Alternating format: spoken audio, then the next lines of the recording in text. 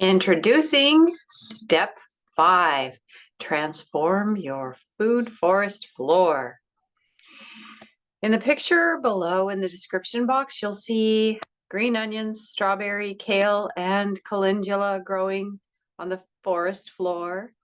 And here behind me, you'll see nasturtiums, feverfew, and maybe a few wild lettuce plants back in there growing on the forest floor.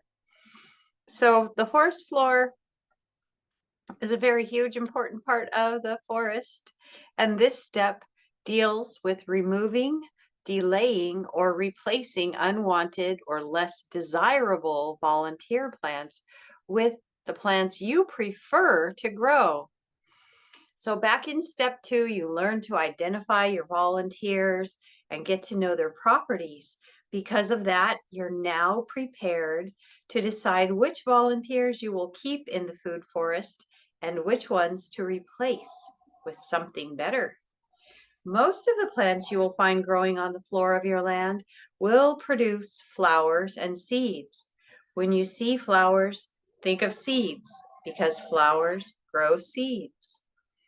Sometimes the flowers become fruits and develop seeds within the fruits, and sometimes flowers produce seeds without creating any fruits.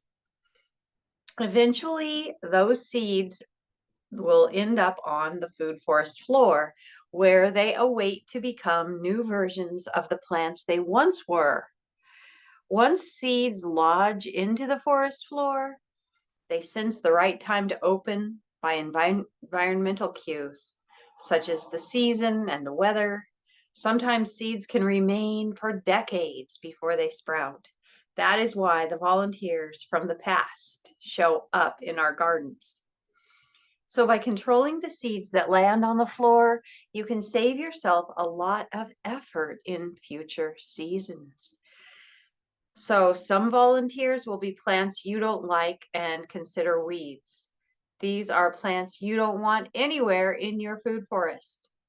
Some of the volunteers may be suitable temporarily for chop and drop mulch creation, just as a ground cover to hold the soil in place while you're busy with other projects.